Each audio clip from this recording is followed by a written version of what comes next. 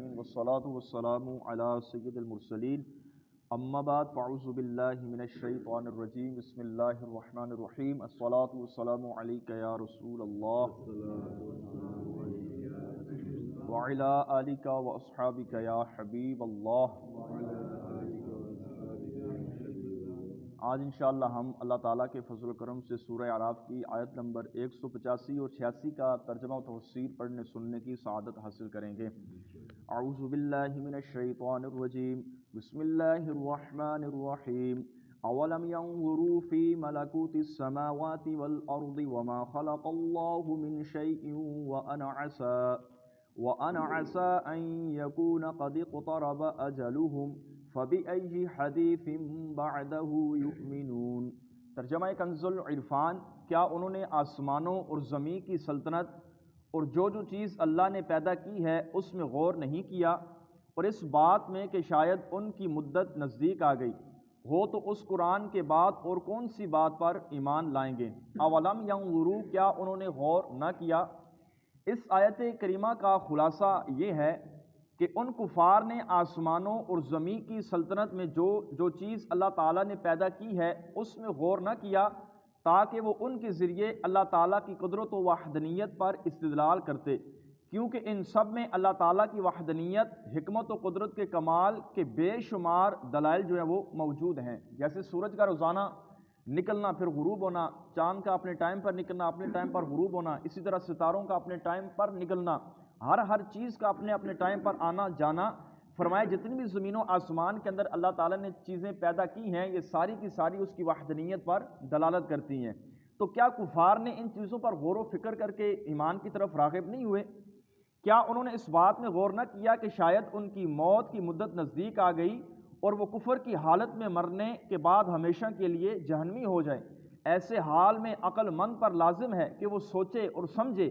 اور دلائل پر نظر کرے اور اللہ تعالیٰ کی وحدانیت اور نبی کریم صلی اللہ تعالیٰ علیہ وسلم کی رسالت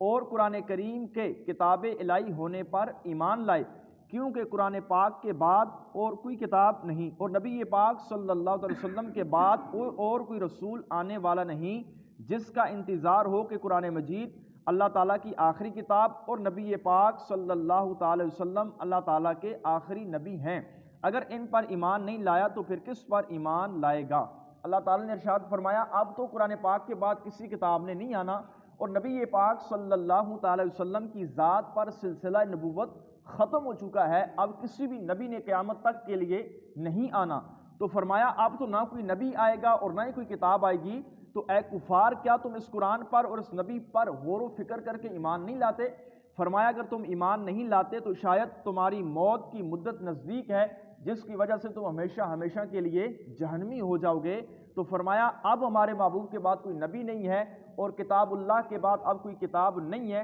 تو فرمایا اسی میں غور و فکر کر کے اللہ تعالیٰ فرماتا ہے میری ذات پر ایمان لے آؤ۔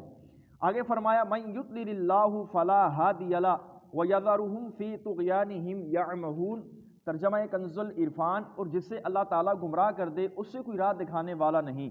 اور انہیں چھوڑ دیتا ہے کہ اپنی سرکشی میں بھٹکتے رہیں۔ اس آیت کریمہ کا معنی یہ نہیں کہ کفار کو اللہ تعالیٰ نے گمراہ کیا، کیونکہ اگر یہ معنی ہو تو کفار قیامت کے دن حجت پیش کریں گے کہ جب اللہ تعالیٰ نے ہمیں گمراہ کر دیا تھا تو اس میں ہمارا کیا قصور ہے، یعنی حجت پیش کر سکتے تھے کہ جب اللہ تعالیٰ نے ہمیں گمراہ کیا تو اب ہمیں تو ہدایت مل نہیں سکتی تھی، اس میں ہمارا کیا قصور ہے، کس قانون کی بنا پر ہماری گمراہی کی ہمیں سزا دی جا رہی ہے۔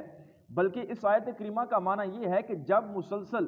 کفریہ عقائد پر جمے رہنے کی وجہ سے کفار کے دلوں میں گمراہی راسخ ہو گئی اور وہ اپنی سرکشی میں حد سے بڑے، حتیٰ کہ انہوں نے اپنے اختیار سے ہر چیز کو ضائع کر دیا جو انہیں ہدایت اور ایمان کی دعوت دیتی، تو پھر ان کے دل و دماغ سے دعوت حق قبول کرنے کی استطاعت جاتی رہی، وہ اس طرح گویا کہ اللہ تعالیٰ نے انہیں گمراہی پر پیدا کیا۔ تو فرمایا ان ساری کی ساری چیزوں پر غور و فکر نہیں کیا انہوں نے اور ان چیزوں کو ضائع کرتے رہے، نبی پاک کے معجزات دیکھ کر آپ علیہ الصلوۃ والسلام کو جھٹلاتے رہے، قرآن کریم فرقان مجید کو سمجھ کر پھر بھی اس کو جھٹلاتے رہے، تو فرمایا یہ ایسے ہو گئے گویا کہ اللہ تعالیٰ نے ان کو گمراہی پر پیدا کیا۔ گناہ پر جلتی پکڑ نہ ہونا بھی اللہ تعالیٰ کا ایک عذاب ہے کہ انسان اللہ تعالیٰ کی مسلسل نافرمانیاں کرتا رہے اور اس پر کوئی پکڑ نہ ہو، تو فرمایا اللہ کا گرفت نہ کرنا یہ بھی انسان پر ایک قسم کا عذاب ہے۔ اس آیت کریمہ سے معلوم ہوا کہ اللہ تعالیٰ کا کسی بندے کو چھوڑے رکھنا اور اس کی گرفت نہ کرنا عذاب ہے، یعنی یوں کہ بندہ کفر و شرک اور گناہ کرتا رہتا ہے لیکن کوئی پکڑ نہیں ہوتی، جبکہ اس کے برعکس ایک دوسرا بندہ ہے معمولی سی بھی خطا کرتا ہے اللہ تعالیٰ اس کی گرفت فرماتا ہے۔ اللہ تعالیٰ کی رحمت ہے۔ حضرت انس رضی اللہ تعالیٰ عنہ سے روایت ہے، نبی پاک صلی اللہ تعالیٰ علیہ وسلم نے ارشاد فرمایا، جب اللہ تعالیٰ کسی بندے سے بھلائی کا ارادہ فرماتا ہے تو اسے جلد ہی دنیا میں سزا دے دیتا ہے۔ جس سے اللہ بھلائی کا ارادہ فرمانا چاہتا ہے، راضی ہونا چاہتا ہے، فرمایا اس کے گناہوں کی وجہ سے اللہ تعالیٰ اس کو دنیا میں ہی سزا دے دیتا ہے، اور اگر کسی بندے سے برائی کا ارادہ کرتا ہے تو گناہ کے سبب اس کا بدلہ روکے رکھتا ہے۔ جتنے بھی انسان دنیا میں گناہ کر لے اللہ تعالیٰ اس کی کوئی بھی پکڑ نہیں فرماتا۔ یہ وہ بندہ ہوتا ہے جس سے اللہ تعالیٰ برائی کا ارادہ کرتا ہے، یہاں تک کہ قیامت کے دن اس کو پورا پورا بدلہ دیا جائے گا۔ دنیا میں جو کچھ بھی کیا ہے، نیکیاں کی ہیں یا گناہ کی ہیں، فرمایا ہر ایک چیز کا پورا پورا بدلہ دیا جائے گا۔ قرآن پاک میں ارشاد فرمایا کہ ایک ذرہ برابر بھی کسی کے ساتھ کمی و زیادتی نہیں کی جائے گی، ایک ذرہ بھی کسی نے نیکی کی ہوگی یا گناہ کیا ہوگا، فرمایا ہر ایک کو اس کے اعمال کا پورا پورا بدلہ